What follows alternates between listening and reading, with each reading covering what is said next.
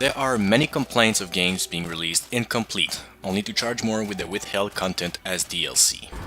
We always thought it was important to deliver full value to our players, and we feel that Outward was released with enough content to deserve your time and your money.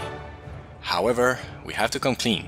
We wanted to add the Soroboreans as a faction in the game from the start, but with our limited resources, we had to focus on the 3 other factions and their associated region to finish the game. It's an immense privilege to be able to revisit those ideas that could have been abandoned forever and flesh them out in a DLC that we feel will add a lot to Outward.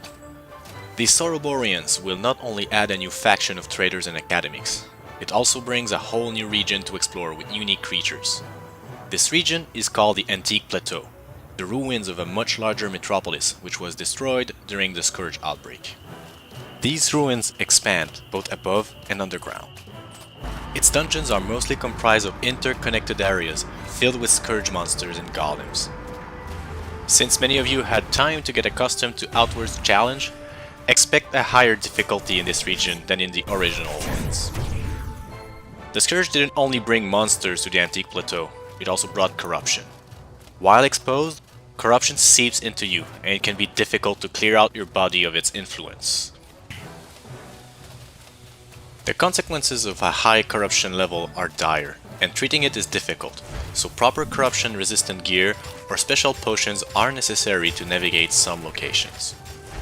Of course, we wanted to give the players new means to overcome new obstacles, and we introduced 2 new skill trainers. The Hex Mage chooses between focusing on cursing others with X's and abusing those weaknesses, or harnessing the power of blood and corruption.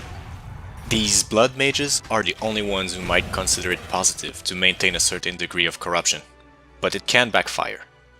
The Speedster is based around risk-taking and efficiency. They have ways to prevent damage and lower cooldown for all their skills, making them highly compatible with many builds, either in melee or spellcasting. We're also adding a new weapon type, the Gauntlets.